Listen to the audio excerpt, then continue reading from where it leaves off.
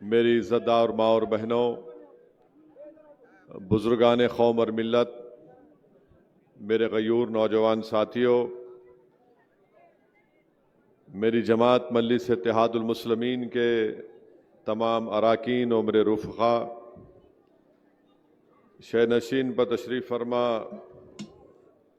हाजी सत्तार पटेल साहब, अयूब चेयरमैन साहब, अज़हर पठान साहब, समीर साजिद साहब, शारिक नक्शबंदी साहब, मुशू पटेल साहब, शफीक पटेल साहब, तैयब पटेल साहब, शकील सिद्दीकी साहब, समद पटेल साहब, जनाब प्रभाकर पारदे साहब, कलीम पटेल साहब, जनाब विकास इटके साहब, माजिद पठान साहब, काका साहब काटके साहब, कुनाल कराज साहब, हैदराबाद के सीनियर मजलिसी रुकन वो रुकने बल्दिया सलीम बेग साहब, सीनियर मजलिसी क़ायद जनाब मंसूर खां साहब, सफ़ीउद्दीन शफ़ी साहब, असरार साहब, वहीदुज़्ज़मा साहब, असगर जैदी साहब, मोहतरमा फलक साहिबा, मेरे अज़ीज़ दोस्तों और बुज़ुर्गों, हरसोल की इस तारीख़ी मुकाम से मुझे मजलिस इत्तेहादुल मुस्लिमीन के इंतखाबी जलसे से आप तमाम के दरमियान में खड़े होकर बोलने का मौका मुझे अल्लाह सुब्हाना व तआला ने इनायत फरमाया। मैं सबसे पहले इस सरज़मीन के उन मशहूर व मारूफ लोगों को खिराज अक़ीदत पेश करना चाहता हूँ जो आज इस दुनिया में नहीं है। मेरी अल्लाह से दुआ है कि यासीन पटेल साहब और करीम पटेल साहब को, इन मरूमीन को अल्लाह सुब्हाना व तआला इनकी मग़फ़रत करे, इनकी ख़बरों को कुशादा फरमाए और अल्लाह सुब्हाना व तआला सुबह क़यामत तक जनाब यासीन पटेल और करीम पटेल मरहूम साहब की तरह यहाँ पर हज़ारों ऐसे लोगों को अल्लाह उनका नेमल बदल बनाकर पैदा करे ताकि वो इखलास के साथ इस सरज़मीन पर बसने वाले अवाम की रहबरी, उनकी सरपरस्ती और उनकी मदद कर सके। मेरे अज़ीज़ दोस्तों और बुज़ुर्गों, आप जानते हैं कि मजलिस इत्तेहादुल मुस्लिमीन ने औरंगाबाद सेंट्रल से दोबारा जनाब नासिर सिद्दीकी साहब को यहाँ से अपना उम्मीदवार बनाकर पेश किया। आप ये भी जानते हैं कि महाराष्ट्र के इस असम्बली इंतखाबात में मजलिस इत्तेहादुल मुस्लिमीन ने 16 उम्मीदवारों को इस विधानसभा के इलेक्शन में उतारा।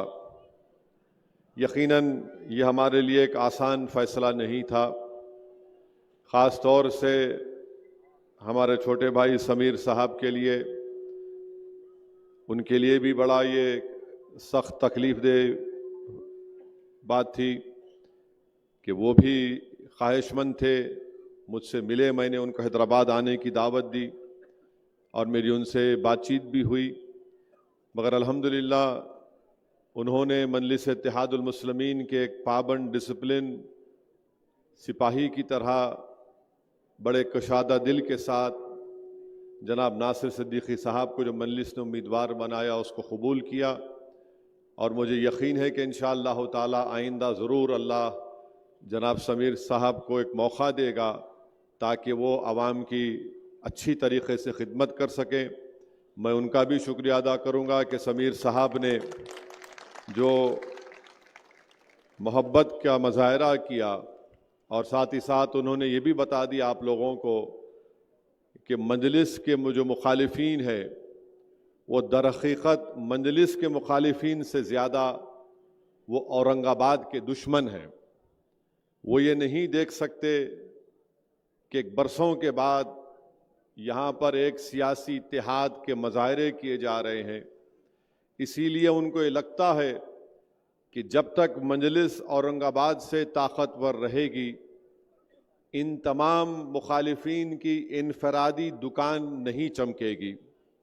मगर मैं समीर साहब का शुक्रिया अदा करता हूँ कि अल्लाह सुब्हाना व तआला ने उनको इन तमाम मुखालिफिन, मुनाफिकीन और ये जो इबलीस के एजेंट बनकर हमारे इस तारीख़ी शहर के गली कूचों में फिरते हैं कि किसी न किसी तरह हमारे इस इत्तेहाद के खिले को कमज़ोर कर दिया जाए।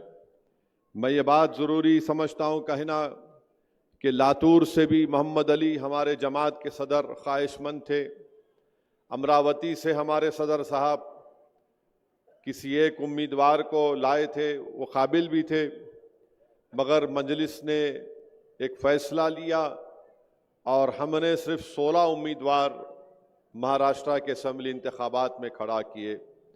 नांदेड़ में भी लोग बहुत ख्वाहिशमंद थे, जनाब मोइन साहब और फिरोज़ लाला भी, मगर मजलिस इत्तेहादुल मुस्लिमीन ने फ़ैसला लिया कि हम नॉर्थ नांदेड़ से मुकाबला नहीं करेंगे। फिर साउथ से हम जनाब मोइन साहब के हक़ में फ़ैसला हुआ तो ज़ाहिर है वहाँ पर साबिर चाउश को भी थोड़ा तकलीफ़, इंसान है, ख्वाहिशमंद है। तो ये चीज़ें हैं इंशाअल्लाह ताला, क्योंकि जब जमात का फ़ैसला होता है तो जो जमात के ज़िम्मेदार होते हैं वो पाबंद, डिसिप्लिन के पाबंद होते हैं और उन तमाम ने इस मजलिस के फ़ैसले को कबूल किया।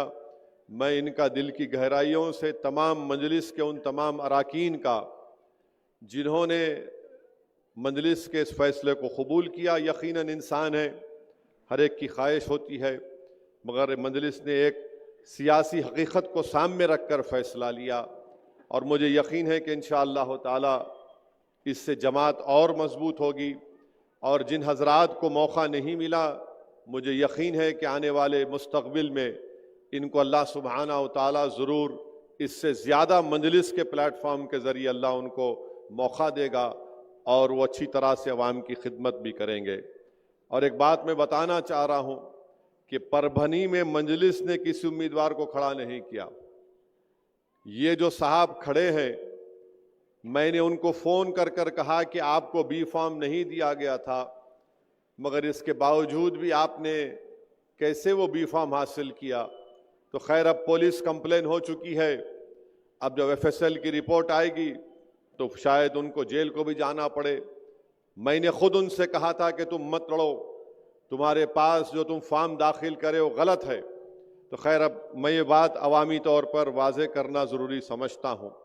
और एक बात बताना चाहूँगा कि बहुत से लोग समझते कि इम्तियाज़ जलील साहब फैसला करते, नहीं करते। इम्तियाज़ जलील साहब फैसला, इम्तियाज़ जलील साहब से मशवरा करते, हर आदमी से मशवरा करते। फैसला असदुद्दीन ओवैसी मशवरे के बाद लेता है। तो बहुत से लोगों को ये, हमारे मुखालिफिन को ये है, नहीं इम्तियाज़ कर रहा। मेरे को इम्तियाज़ से कुछ भी नहीं है, मेरे को इम्तियाज़ से मुखालिफत है। सदर साहब मेरे लिए अच्छे हैं। मेरे भाई, तुम बाप को गाली नहीं देंगे, बेटे को देंगे तो बाप मुस्कुराएगा।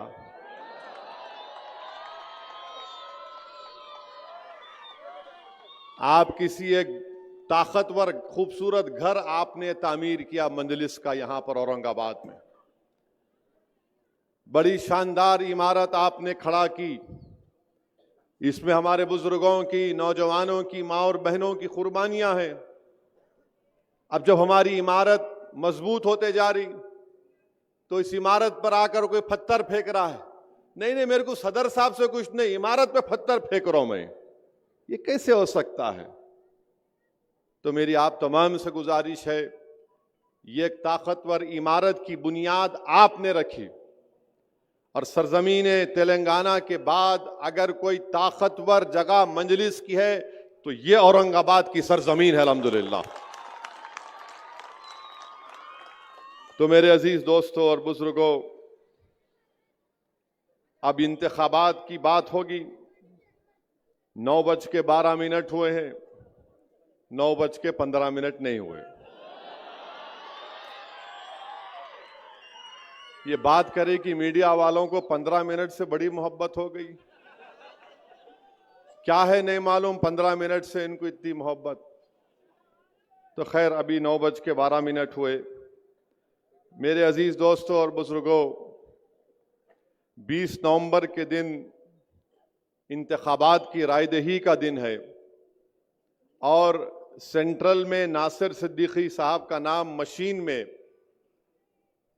12वें नंबर पर है और ईस्ट में इम्तियाज जलील साहब का मशीन में नंबर 6 नंबर पर है।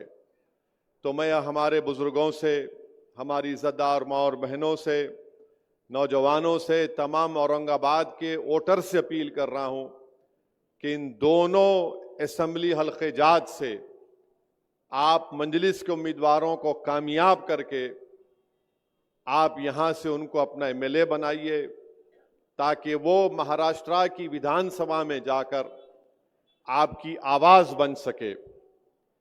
देखिए, ताकतवर और कमजोर में फर्क होता है।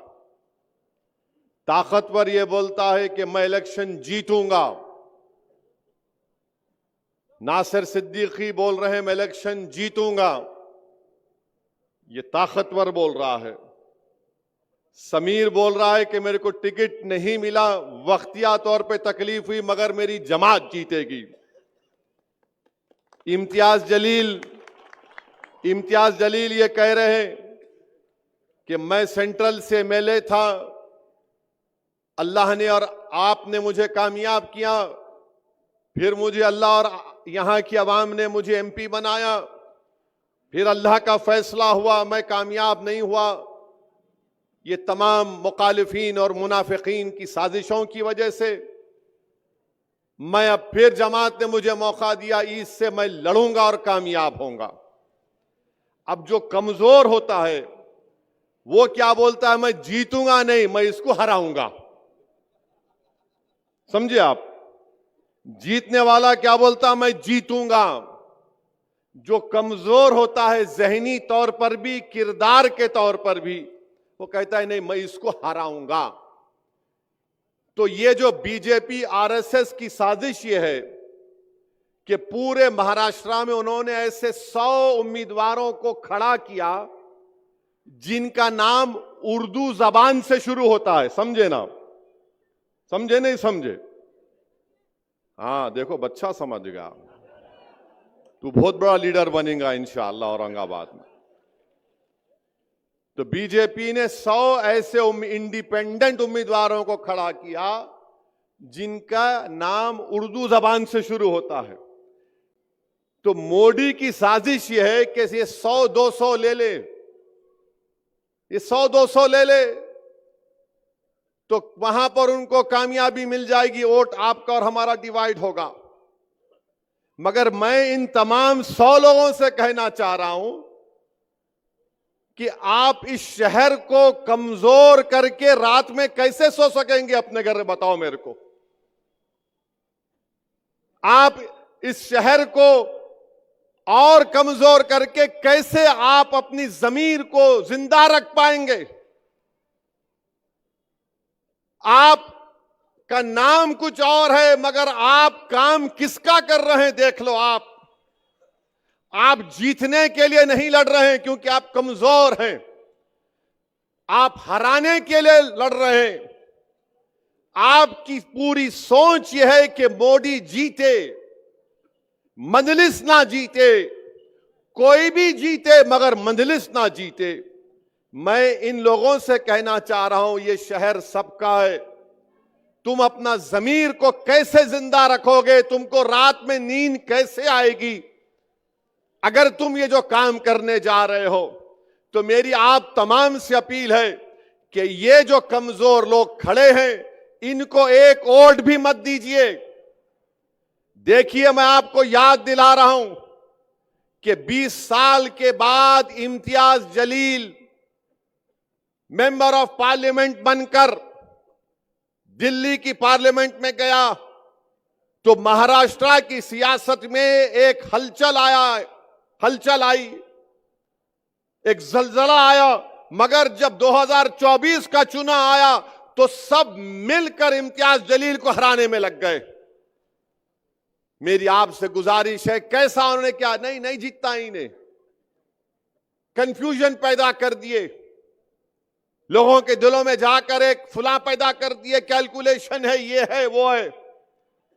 अभी भी ये लोग क्या करेंगे, जैसा 20 तारीख को पोलिंग है, ये 15 तारीख से ये इबलीस की औलाद आकर बोलेगी, ये इबलीस की औलाद आके बोलेगी, अरे कैसा जीतते जी,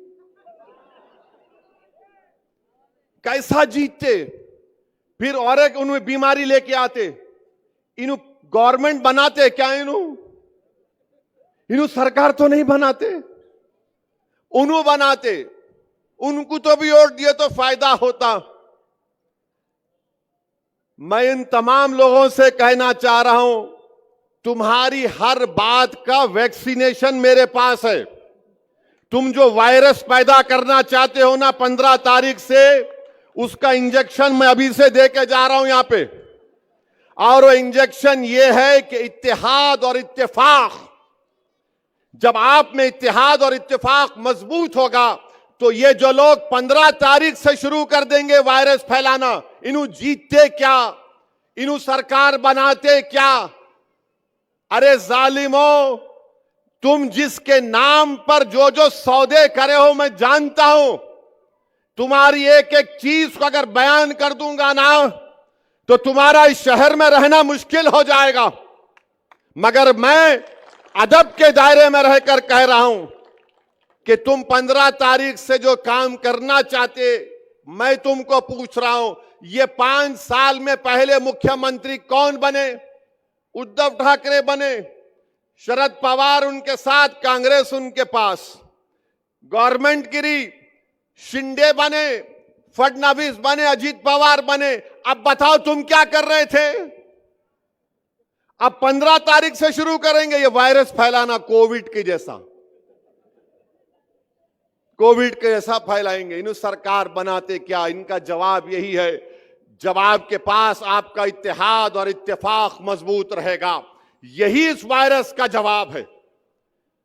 ये जो यही खड़े हैं कि इनको जीतने का मतलब मकसद नहीं है, नासिर ना जीते, इम्तियाज ना जीते, कोई नहीं जीतना, इनको हराना और अपनी दुकान को चमकाना, क्योंकि ये मजलिस को बर्दाश्त नहीं करते, क्योंकि ये आपका इत्तेहाद है, ये आपकी शनाख्त है, ये आपकी ताकत है कि बरसों के बाद आपने अपनी वोट की अहमियत को समझा, आप में एक सियासी शऊर बेदार हुआ।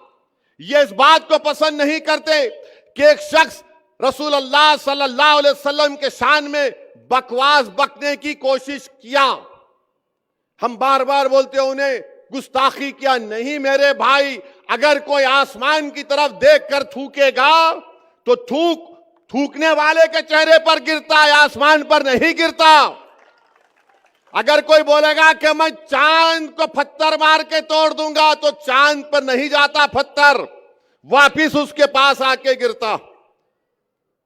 मगर दुनिया ये समझ रही थी कि सिर्फ बयान देकर खामोश हो जाएंगे, मगर एक मजलिस का एक सिपाही है और रहेगा जिसने दुनिया को बता दिया कि जालिमों ने, मुनाफिकीन ने तमाम मिलकर मुझे औरंगाबाद की पार्लियामेंट की सीट से जीतने नहीं दिए।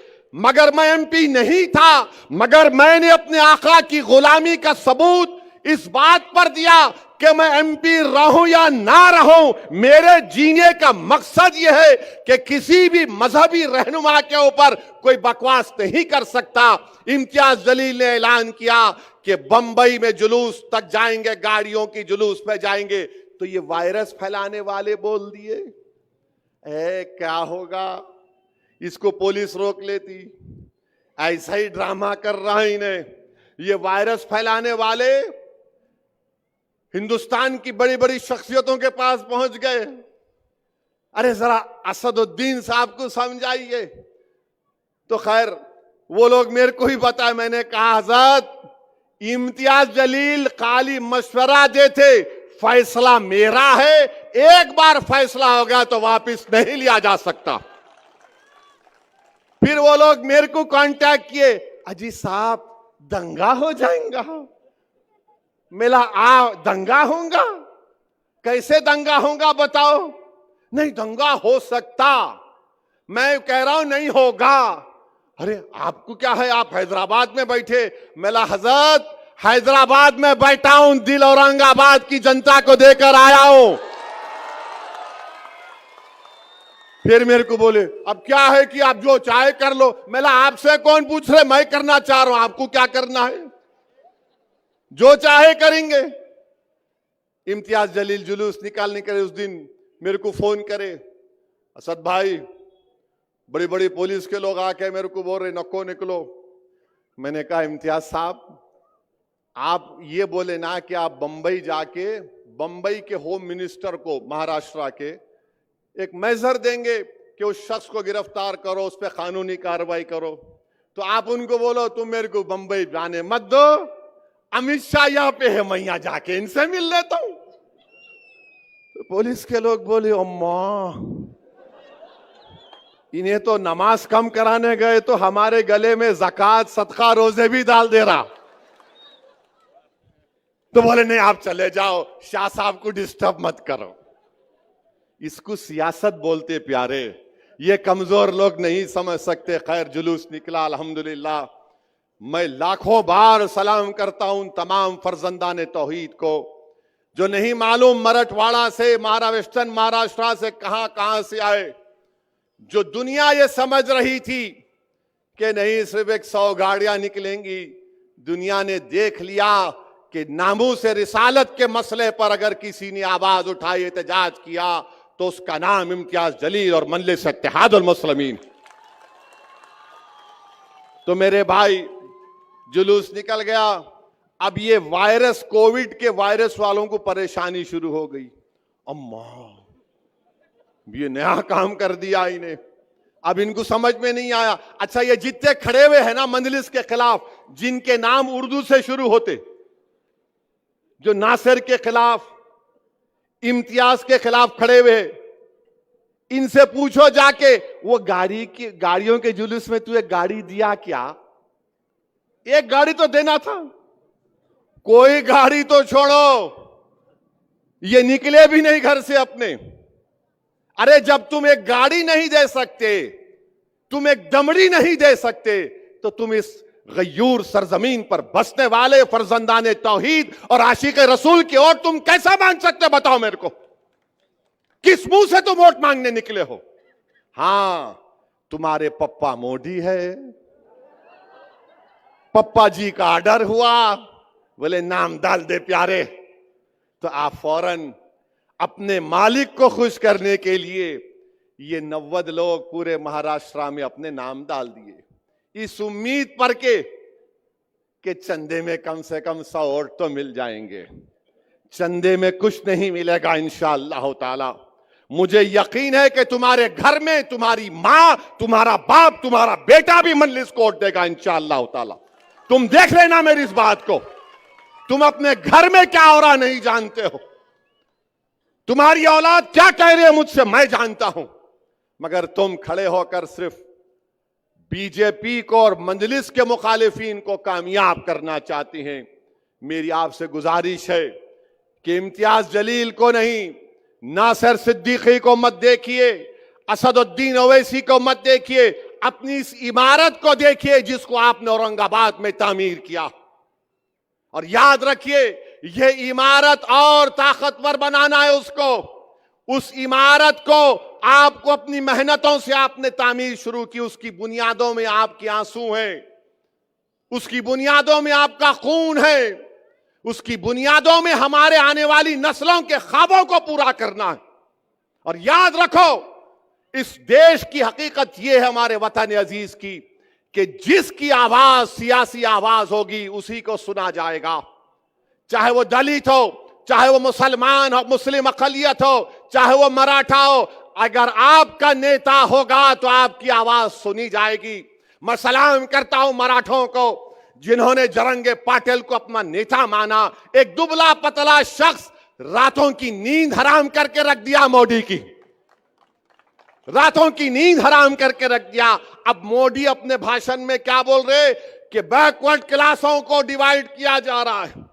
तो मोदी भी अब एक पोजीशन ले लिए जरांगे पाटिल के खिलाफ। नरेंद्र मोदी इंशाअल्लाह ताला आप जरांगे पाटिल को नहीं हराएंगे, जरांगे पाटिल तुम्हारों को हराएगा इंशाअल्लाह ताला। मेरे अजीज दोस्तों और बुजुर्गों, अब यहां बीजेपी का रिकॉर्ड महाराष्ट्र में आप देख लिए, औरंगाबाद में पर कैपिटा महाराष्ट्र में इनकम कितना है? जो औरंगाबाद जिले का जो पर कैपिटा इनकम है वो रियासत के पर कैपिटा इनकम से कम है। आप देख लीजिए कि महाराष्ट्र में बेरोजगारी का तनासुब यानी परसेंटेज 3.3% है। महाराष्ट्र के शहरों में बेरोजगारी 5% है, देही इलाकों में, गांव में 4% बेरोजगारी है। बल्कि आईएलओ का एक सर्वे कहता है कि महाराष्ट्र में 15% बेरोजगारी है। और फिर आप देखते हैं कि इस शहर से कितनी नाइंसाफी उद्धव ठाकरे ने भी और शिंदे और मोदी ने की। उन्होंने ऐलान किया था कि 2023 में एक टेक्सटाइल पार्क बनाया जाएगा यहां पर, मगर टेक्सटाइल पार्क को लेकर चले गए अमरावती। महाराष्ट्र एक जमाने में इंडस्ट्रियल स्टेट था, यहां के तमाम इंडस्ट्रीज गुजरात को चले जा रहे हैं।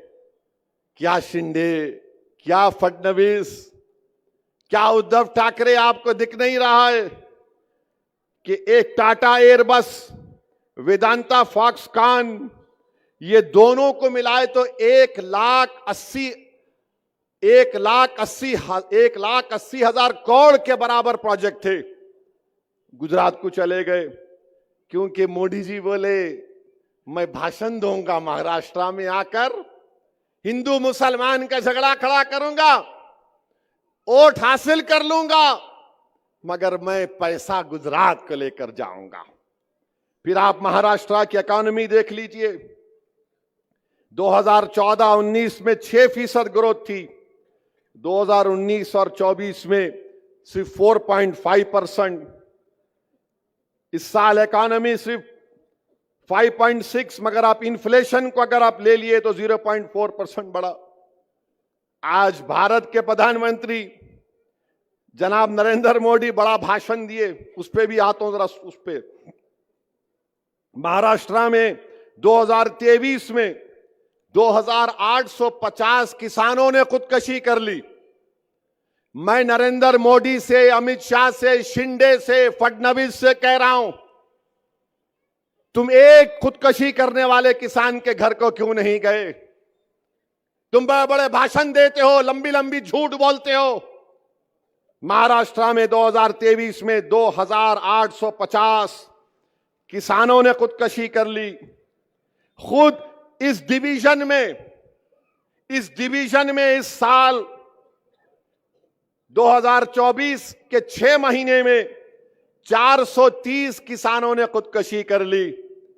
अरे ये जो उम्मीदवार नासिर के खिलाफ खड़ा है, ये जो उम्मीदवार इम्तियाज जलील के खिलाफ खड़ा है, ये जो उम्मीदवार वेस्ट औरंगाबाद से खड़ा है, अरे 6 महीने में इस डिवीजन में 430 किसानों ने खुदकुशी कर ली।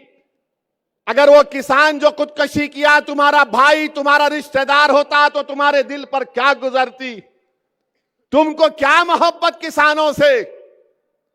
फिर आप देख लो महाराष्ट्र में, एक जमाने में महाराष्ट्र में एग्रीकल्चर प्रोडक्टिविटी बड़ी हाई होती थी, ज्यादा होती थी। अब महाराष्ट्र में चावल, वीट, धान, ये सब खाली 1/3 हो गई। आंध्रा, हरियाणा, तेलंगाना इससे ज्यादा पैदा करता है। अब बोलो मोदी, बोलो शिंदे, बोलो फडणवीस, इस बारे में नहीं बोलेंगे। फिर महाराष्ट्र में जो जमीन है, जो जिरात की फार्म साइज है, बहुत छोटा है। 73% लैंड होल्डिंग जो 1 हेक्टर पर है, 1 हेक्टर पर है। फिर आप देखिए मोदी आकर बड़ा बड़ा भाषण देकर गए। महाराष्ट्र में 2023 में सबसे ज्यादा हेट स्पीचेस महाराष्ट्र में हुए।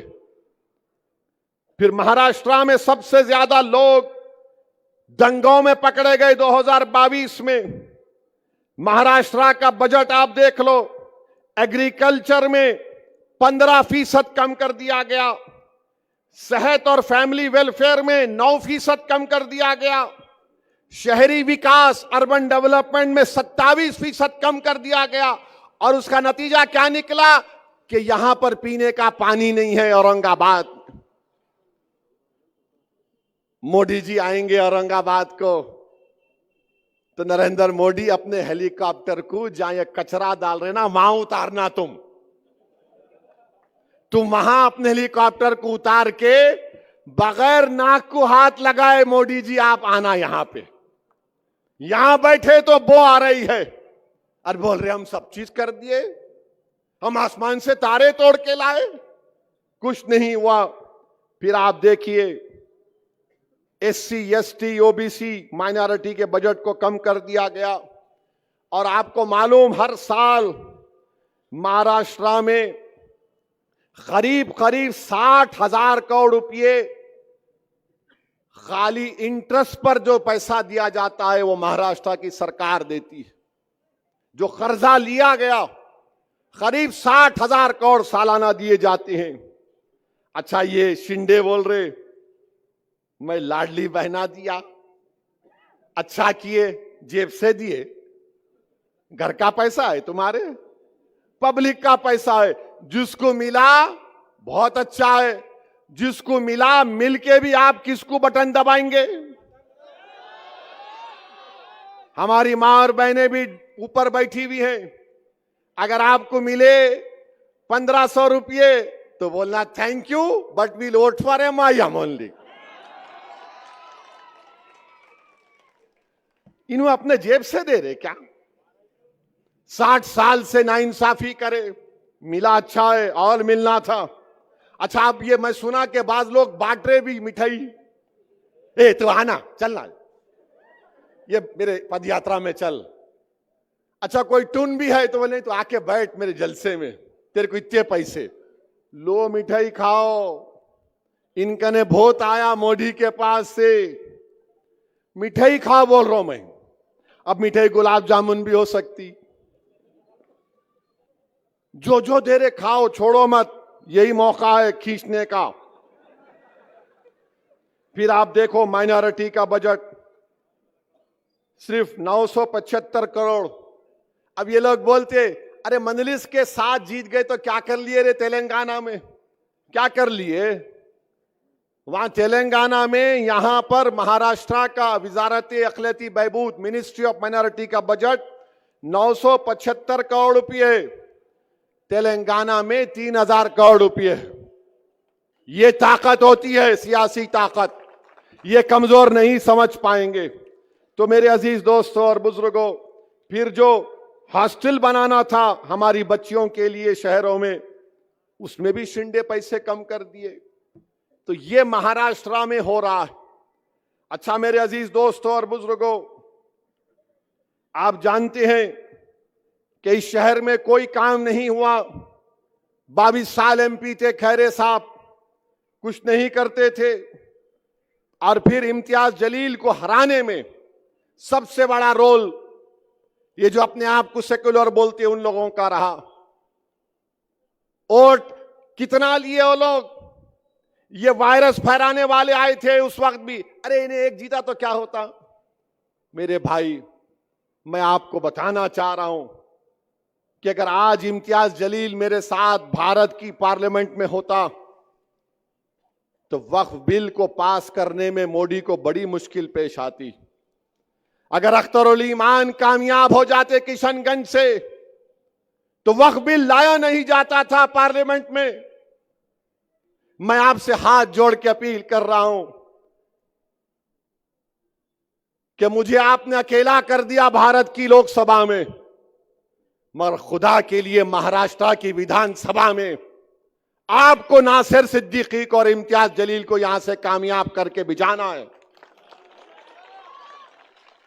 ठीक है, मैं अकेला पहले भी था, अल्लाह ने मेरी मदद की और आज भी अल्लाह इंशाअल्लाह आपकी दुआओं के तौफैल मदद करता रहेगा। मगर मेरे भाई, जमात की आवाज, आपके शहर की आवाज कौन हो सकता, मेरे को बताओ।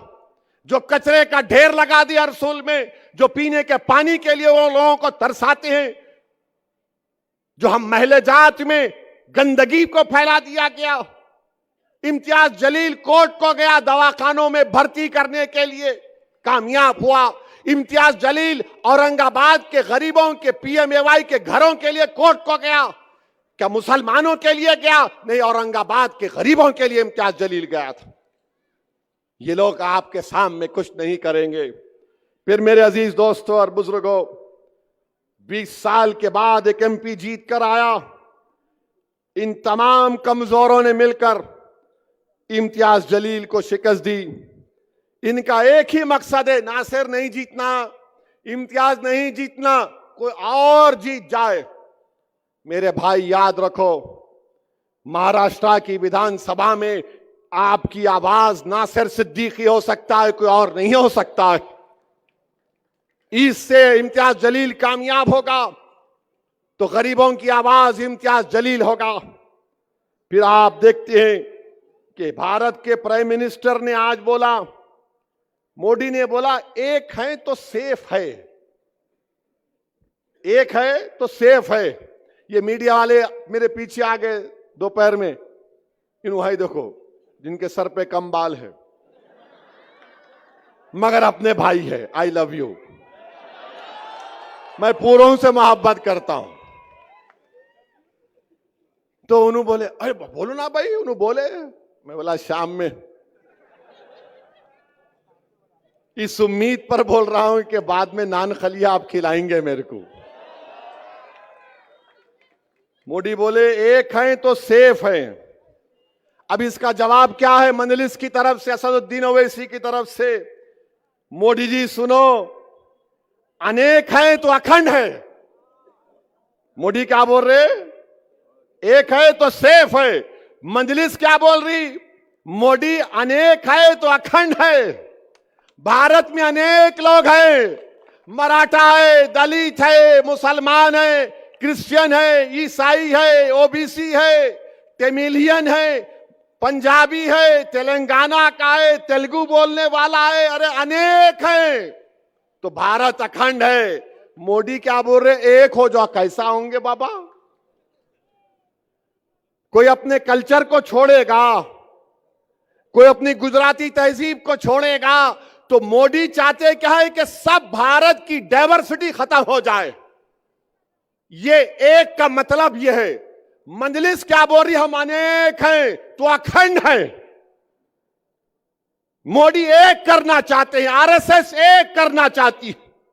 और मैं मोदी को जवाब दे रहा हूं, इंसाफ है तो इंडिया सेफ है, इंसाफ है तो इंडिया सेफ है, संविधान है तो सम्मान है, अंबेडकर जिंदा है तो गोडसे मुर्दा है। और फिर मोदी बोले एक है तो सेफ है। जितने छत्रपति शिवाजी महाराज को सच्चे मानने वाले हैं तो मोहब्बत है, तो मोहब्बत है। और मोदी बोल रहे एक है तो सेफ है। तो मोदी क्या कर रहे महाराष्ट्र के चुनाव में? मोदी एक काम कर रहे हैं कि मराठा वर्सेस ओबीसी कर रहे हैं। मोदी क्या करना चाहते हैं? मैं हमारे ओबीसी भाइयों को बोल रहा हूं कि इसकी साजिश में मत आओ आप। ये एक की बात कर रहा है, हम अनेक की बात कर रहे हैं। ये लड़ाना चाहते हैं, एक के नाम पर सबको लड़ाना चाहते हैं। आप इनकी साजिशों में मत आओ। अच्छा मोदी जी ये तो बताओ, एक है तो सेफ है, तो आपने क्यों कहा था 2024 के पार्लियामेंट के इलेक्शन में राजस्थान में आपने हिंदू बहनों से कहा था कि आपका मंगलसूत्र निकाल कर मुस्लिम औरतों को दे दिया जाएगा? और आप आज महाराष्ट्र में आके बोल रहे एक है तो सेफ है। फिर मोदी ने कहा आपकी भैंस को लेकर मुसलमानों को भैंस दे दिया जाएगा। मोदी ने कहा था कपड़े देखकर पहचानो, अगर एक है तो सेफ है। तो बताओ मोदी, आपके घर से चंद मिनट के फासले पर दिल्ली की सड़कों पर किसका खून बह रहा था, किसको बेघर कर दिया गया था, इसका बात नहीं करेंगे। और फिर मोदी बोलते हैं एक है तो सेफ है। मोदी जी, वो इतने 4 साल से चीन जो कब्जा करके बैठा हुआ है, तो अब कल से भाजपा वाले बोलेंगे ए ओवैसी क्या बोल रहा है, डेप्सांग डेमचाक पोंगसांग सू में चीन पीछे हट गया। चीन पीछे हट गया, अब वहां पे बर्फ है, 25 पेट्रोलिंग पॉइंट पे हम नहीं जा सकते। मैंने नहीं कहा, लद्दाख की एसपी ने कहा, मोहतरमा ने कहा। तुमने डेमचाक डेमसांग में बफर जोन बना दिए। क्यों बनाए तुम बफर जोन? किसी के बाप की जमीन नहीं, भारत की जमीन है वो। तुमने डेमचाक लद्दाख का नाम लेकर तुमने चाइना को अरुणाचल प्रदेश में यांगजी में वहां पर पेट्रोलिंग राइट्स दे दिए। कहां अरुणाचल, कहां लद्दाख। और इसी पार्लियामेंट में राजनाथ सिंह ने खड़े होकर अरुणाचल प्रदेश के यांगसी के बारे में कहा था, चाइना यूनिलैटरली हमारे बॉर्डर को बदलना चाहता है। आज मोदी चाइना को अरुणाचल प्रदेश में पेट्रोलिंग के राइट्स दे दिए। और फिर मोदी क्या समझते कि जो मेरे को मान लिया उन्हें देशभक्त है, जो नहीं माना उन्हें देशभक्त नहीं है। मैं आपको नहीं मानता मोदी जी, क्या करेंगे आप? मैं देशभक्त हूं, मैं नहीं मानता तुम्हारे को, मैं तुम्हारी आइडियोलॉजी को नहीं मानता। मैं तुम्हारे साथ जब तक जिंदा हूं तुम्हारे से खिलाफ लड़ता था, लड़ता रहूंगा इंशाअल्लाह ताला।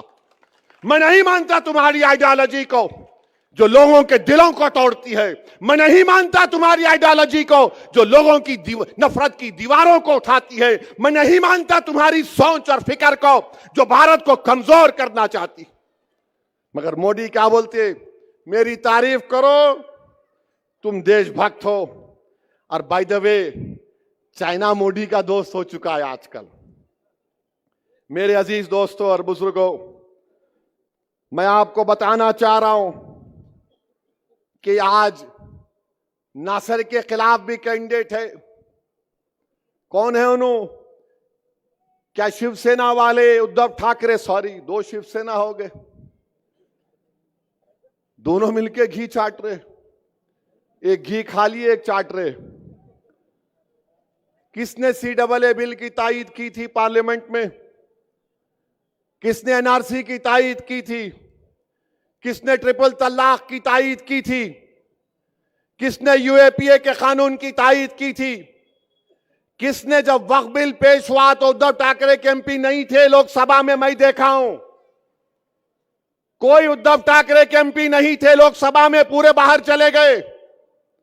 जब वक्फ का बिल पेश हुआ तो कौन लड़ रहा था?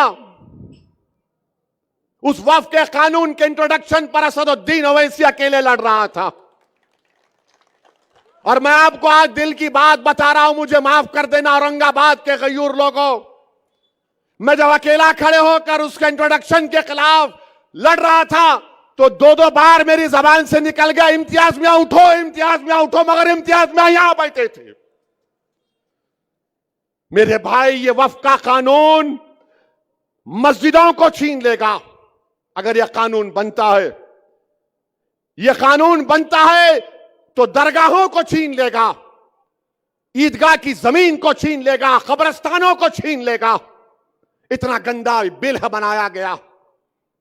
बताओ, अगर तुम्हारी आवाज होती भारत की पार्लियामेंट में, इम्तियाज अख्तर अली मान अगर कामयाब हो जाते, किसका फायदा होता? आपका होता, संविधान का होता, जमहूरियत का होता। मगर ये कोविड का वायरस फैलाने वाले हमारी सफों में निफाक पैदा कर दिए। इस तरह का वक्फ का बिल पेश किया गया भारत की पार्लियामेंट में। मेरे अजीज दोस्तों और बुजुर्गों, इस कानून के खिलाफ हमको और आपको खड़े होना है। और मुझे यकीन है कि अगर ये बिल हुकूमत नरेंद्र मोदी लेकर आएगी तो एक बात तो यकीन के साथ कहूंगा मैं, जो एहतजाज CAA में हुआ उससे डबल एहतजाज पूरे भारत में होगा। सुन लो नरेंद्र मोदी, इंशाअल्लाह ताला। ये बिल को हम नहीं मानते। ये बिल हमारी मस्जिदों को छीनना चाहेगा। अगर ये महाराष्ट्र में कौन विधानसभा में खड़े होकर ये 100 लोग बोलेंगे? अगर ये कानून की तस्दीक कराने के लिए इस कानून के खिलाफ अगर कोई आवाज उठाएगा तो ये लोग उठाएंगे। ये उद्धव ठाकरे, शिंदे, बीजेपी,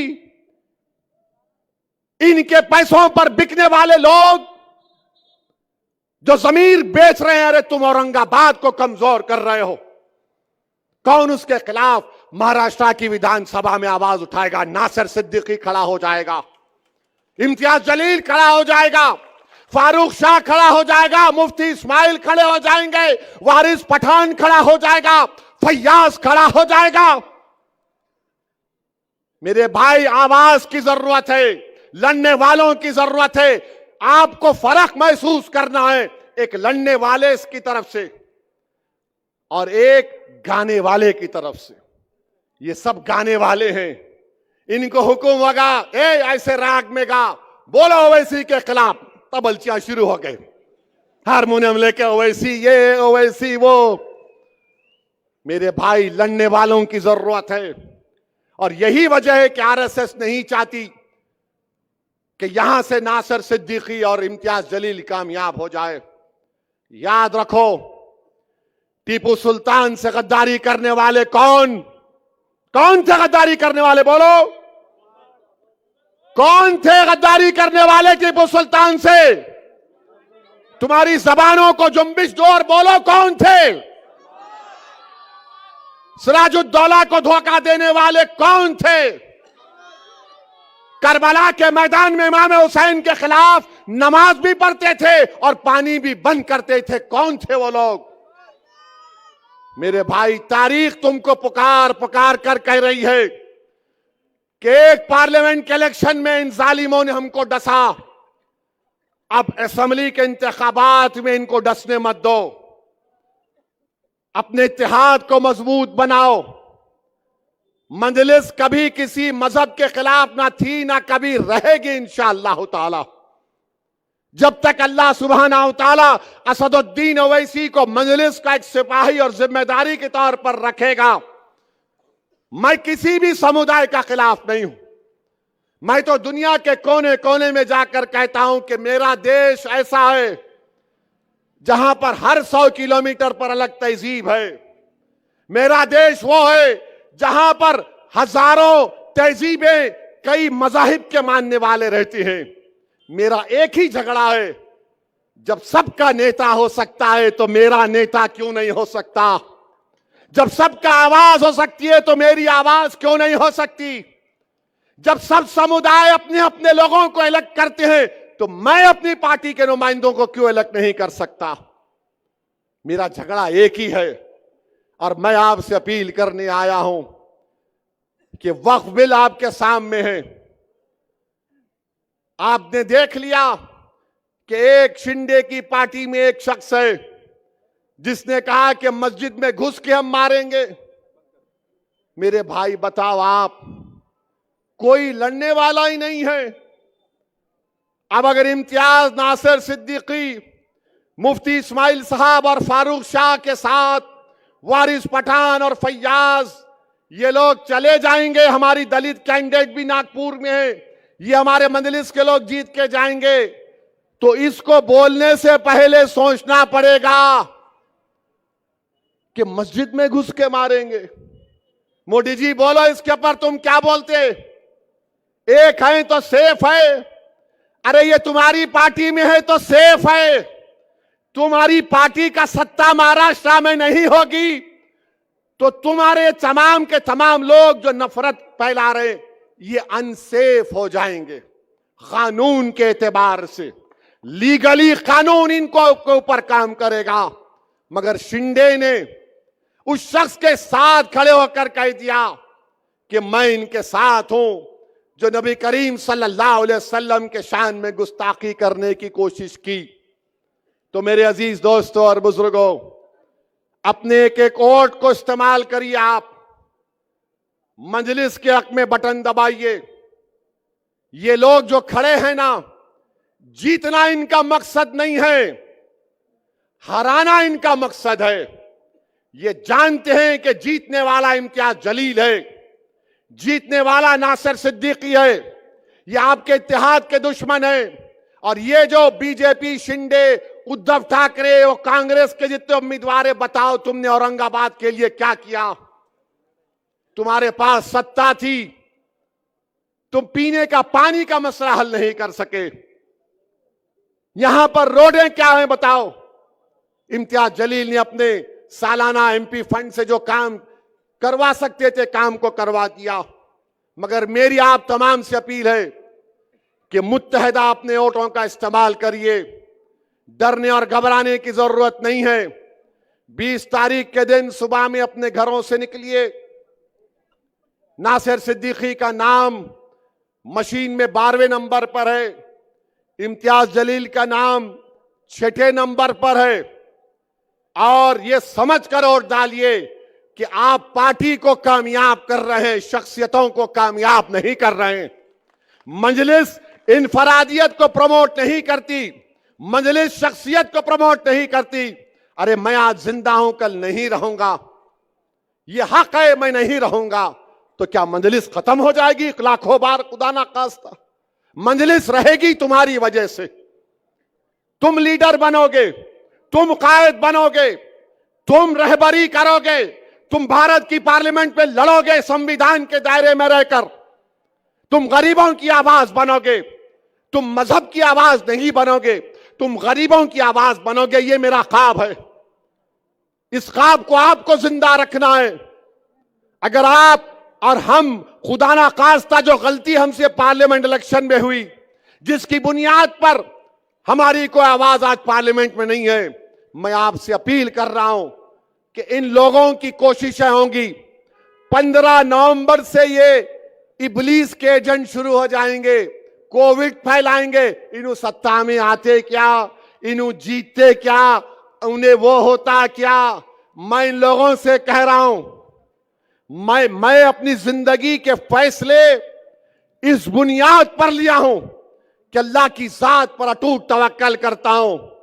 मेरी नीयत में इखलास होता है और उसके बाद हम फैसला ले लेते हैं। तुम अगर दिल और दिमाग से पूछोगे तो तुम्हारा दिमाग बोलेगा 1 + 1 = 2, दिल बोलेगा 1 + 0 = 100। कूद जा प्यारे आग में, डरने की क्या बात है। याद रखो, अपने दिल की आवाज पर फैसला करो, अपनी जिंदा जमीर पर फैसला करो।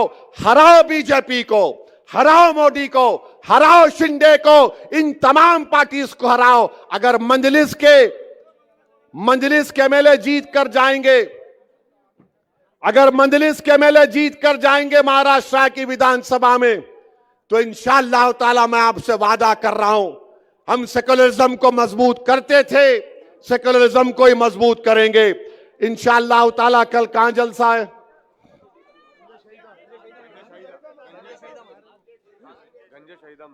कल गंजे शहीदा में है। मीडिया वालों को भी रिक्वेस्ट करूंगा, कल आओ ना प्लीज। कल भड़काऊ भाषण होगा। हाँ, अब चला देना तुम। Owaisi said this, breaking news. कल जरा आ जाओ भाई, आप भी आएंगे ना? कल आएंगे ना? साथ है ना आप लोग?